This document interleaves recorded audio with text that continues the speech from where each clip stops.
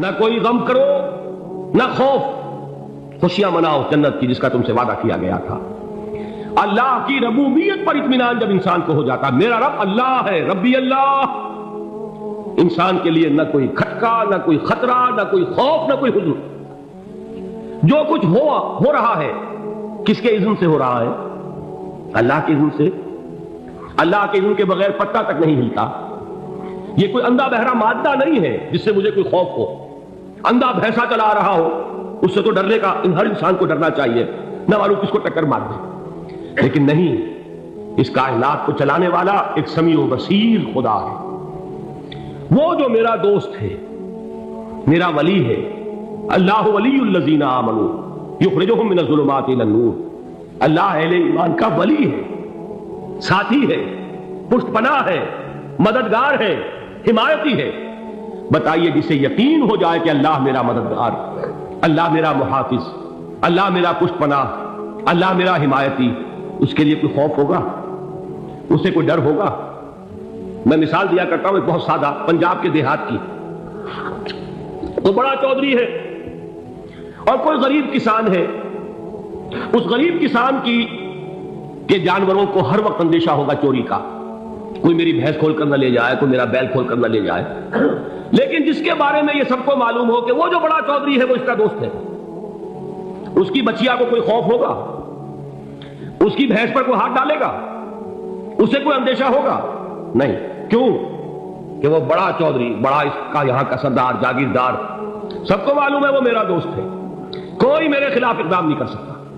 اس دنیا میں یہ چھوٹی سی بات اگر آپ کے دلی اطمینان اور سکون کا باعث بن سکتی ہے تو ذرا تصور کیجئے۔ میں لفظ تصور استعمال کروں گا صرف اس لیے کہ اس کا ہم جس کو کہتے ہیں ادراک اور شعور کر نہیں سکتے، اگر کے ساتھ کر سکتے۔ اگر یقین ہو کہ اللہ میرا مددگار اور یقین ہو کہ اللہ ہر آن میرے ساتھ ہے، پھر کوئی خوف؟ کس کا خوف؟ کوئی شے اللہ سے بالا تر ہے؟ کوئی قوت اس سے زیادہ طاقتور ہے؟ کوئی اس کے ارادے کو بدلنے والا ہے؟ کوئی اس کی مشیت کے آڑے آنے والا ہے؟ یہی بات ہے جو حضور نے فرمائی۔ یہ ایمان کا حاصل ہے لب لباب، کہ دیکھو اچھی طرح اس بات کو ذہن نشین کر لو، اگر تمام انسان مل کر تمہیں کوئی نقصان پہنچانا چاہے نہیں پہنچا سکتے مگر جو کچھ اللہ نے لکھ دیا ہو، اور تمام انسان مل کر تمہیں کوئی نفع پہنچانا چاہے نہیں پہنچا سکتے مگر وہ شے جو اللہ نے طے کر دی۔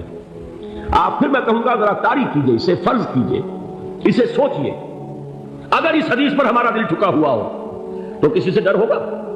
یہ مجھے نقصان نہ پہنچا دے، یہ میری رپورٹ خراب نہ کر دے، یہ میری انکریمنٹ نہ رکوا دے، یہ میرا یہ نہ بگاڑ دے، یہ میرے یہ نقصان نہ پہنچا دے، اس کا ڈر، اس کا ڈر، اس کا خوف، اس کی خوشامد، اس کے لیے جا کر طرح طرح سے اپنی عزت نفس کو ذلیل کروانا اس کے سامنے۔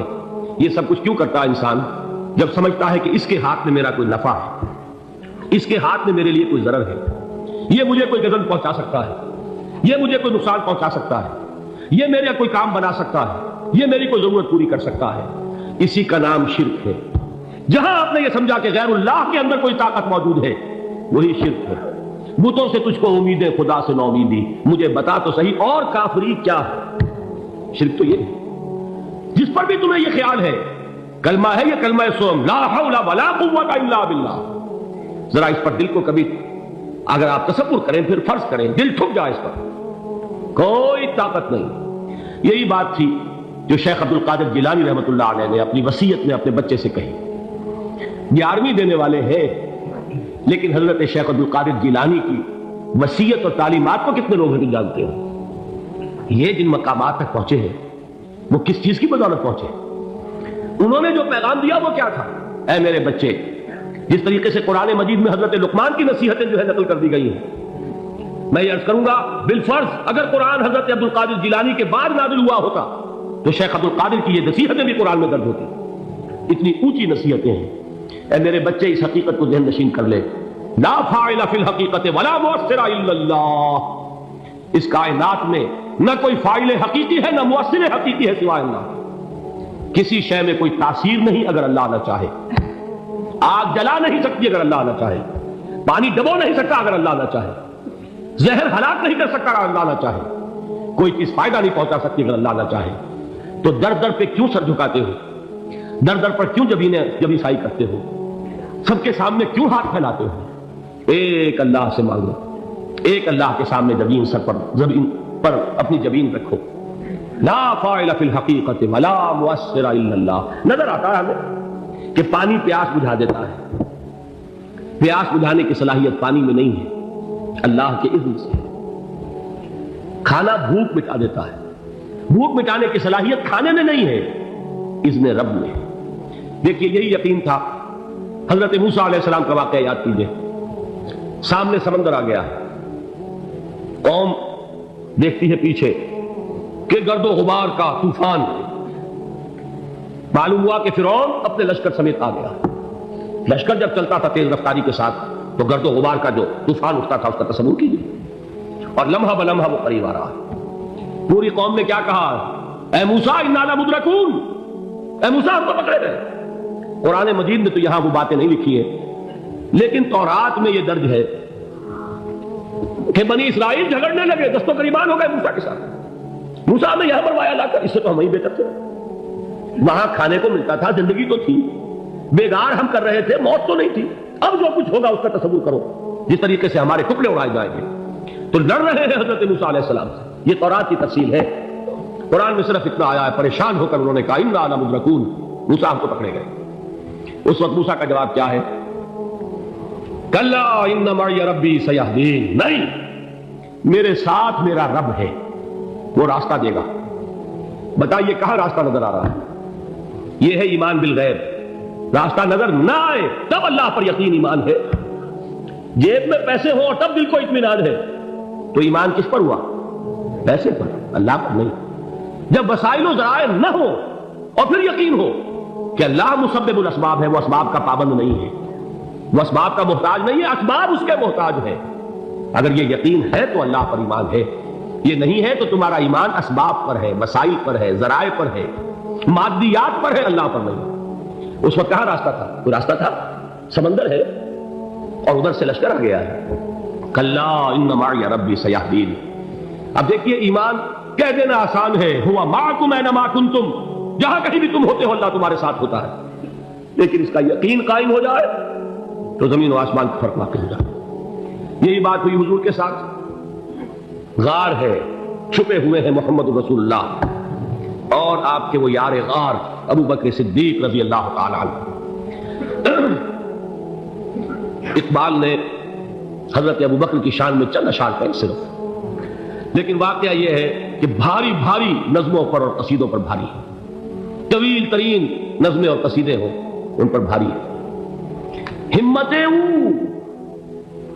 ابو بکر کی ہمت جو ہے, کشت ملت را جو اب جیسے بارش سے کھیتی اپجتی ہے, ابو بکر کی ہمت اور عظیمت اس امت کو اسی طرح سینچنے والی ہے. ثانیے اسلام و غار و بدر و قب, وہ دوسرے تھے اسلام میں, دوسرے. پہلے کون تھے؟ انا اول المومنین, حضور فرماتے سب سے پہلا ایمان لانے والا میں. دوسرے ابو بکر. ویسے ہمارے ہاں یہ چلتا ہے اختلاف, حضرت علی پہلے ہیں کہ حضرت ابو بکر پہلے ہیں, لیکن اس میں بڑی خوبصورت تطبیق قائم کی ہے علماء نے, اور بہت صحیح ہے. چار کے بارے میں فیصلہ ہی مت کرو کہ کون پہلے. ان کی ایک عجیب تقسیم کر دی ہے. آزاد مردوں میں, بالغ مردوں میں سب سے پہلے ابو بکر, بچوں میں سب سے پہلے علی, خواتین میں سب سے پہلے خدیجہ, اور غلاموں میں سب سے پہلے زید بن حارثہ. بڑی پیاری تقسیم ہے, یہ چاروں ہی پہلے ہیں, ہر ایک کے لیے اولیت ہے. اور واقعہ یہ ہے کہ اگر زمانی اعتبار سے تعین ہوگا تو پہلے خدیجۃ الکبریٰ آئیں گی رضی اللہ تعالیٰ عنہ. کسی اور سے بات کرنے کی نوبت بعد میں آ سکتی ہے, پہلے تو اہلیہ محترمہ سے بات ہوئی. آتے ہی پہلی وحی ہوئی ہے, ابھی تبلیغ کا حکم نہیں تھا. کس کو بتایا واقعہ؟ ابھی اپنی نبوت کی تبلیغ کا تو حکم ہی نہیں آیا. واقعہ کس کا ہے؟ وہ خدیجہ کا ہے. جب کہا ہے کہ خشیت علی نفسی, مجھے اپنی جان کا اندیشہ ہے, تو کیا جواب دیا خدیجہ نے رضی اللہ تعالی عنہا؟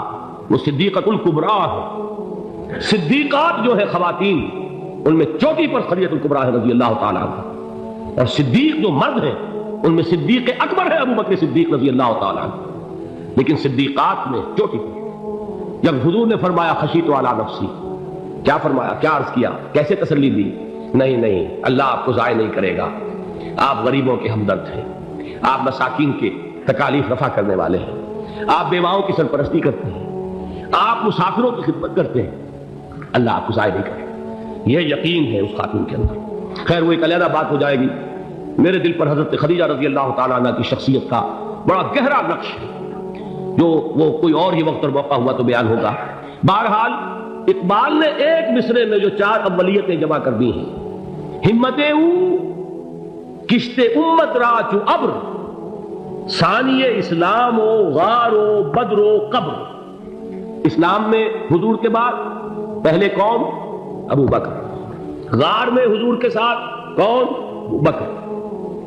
بدر کی رات اللہ کا رسول سر بسجود، وہ جھاڑ، وہ گھاس پھوس کی جو جھوپڑی بنائی گئی تھی، اور وہاں تلوار ننگی لے کر پہرا دینے والا کون؟ ابو بکر۔ اور اس حجرہ عائشہ میں محمد کے بعد سب سے پہلے دفن ہونے والا کون؟ ابو بکر رضی اللہ تعالیٰ عنہ صلی اللہ علیہ وسلم۔ وہ جو معاملہ میں سنا رہا تھا غار ثور کا، حضرت ابو بکر بھی حضور کے خیال سے لرز گئے ہیں۔ آپ کو یاد ہوگا کہ جا کر پہلے تمام جتنے سوراخ تھے انہیں بند کیا، ایک سوراخ رہ گیا تھا جس کو بند کرنے کے لیے کوئی کپڑا نہیں تھا، وہاں اپنی ایڑی رکھی ہے، تب کہا ہے حضور سے تشریف لائیے، اور اپنے زانو پر حضور کو لٹایا ہے، اور وہاں کسی موذی جانور نے کاٹا ہے، حضور کی آنکھ لگ گئی تھی، اس وقت اس بل کے اندر جو بھی بچھو ہے کیا ہے واللہ عالم، اس نے کاٹا ہے، اس کی تکلیف کی وجہ سے ابو بکر کی آنکھوں سے آنسو ٹپک گئے، حضور کے چہرے مبارک پر پڑے ہیں، تو حضور جاگے ہیں، معاملہ کیا ہے؟ ایڑی نہیں ہٹائی وہاں سے، مبادا وہ جانور وہاں سے نکل کر محمد الرسول اللہ کو کوئی گردن پہنچا دے، ابو بکر کی ایڑی ہے، جس طرح چاہے کھا لے، ختم کر دے، جان نکل جائے تب کوئی آنچ آئے محمد پر تو آئے، لیکن جیتے جی نہیں۔ وہ ہے ابو بکر حضور کے خیال سے۔ اس وقت حضور نے پھر اپنا لعاب دہن لگایا ہے، اور اس سے پھر آپ کی تکلیف ختم ہوئی۔ جیسے خیبر میں حضرت علی کی آنکھ دکھ رہی تھی، اس کو جو شفا حاصل ہوئی ہے وہ بھی حضور کے لعاب دہن سے ہوئی۔ تو بہرحال اس وقت انہوں نے کہا ہے کہ اے نبی یا رسول اللہ، اگر اس وقت ان میں سے کسی نے غیر ارادی طور پر بھی اپنے قدموں کی طرف جھانک لیا تو پکڑے جائے۔ کیا جواب تھا اللہ کے رسول کا؟ لا تحزن ان اللہ معنا، اللہ ہمارے ساتھ ہے، کیوں گھبراتے ہو ابو بکر؟ یہ ہے ایمان باللہ، میرا مالک اللہ، میرا رازق اللہ، میرا محافظ اللہ، میرا مددگار اللہ، میرا پشت پناہ اللہ، میرا دوست اللہ۔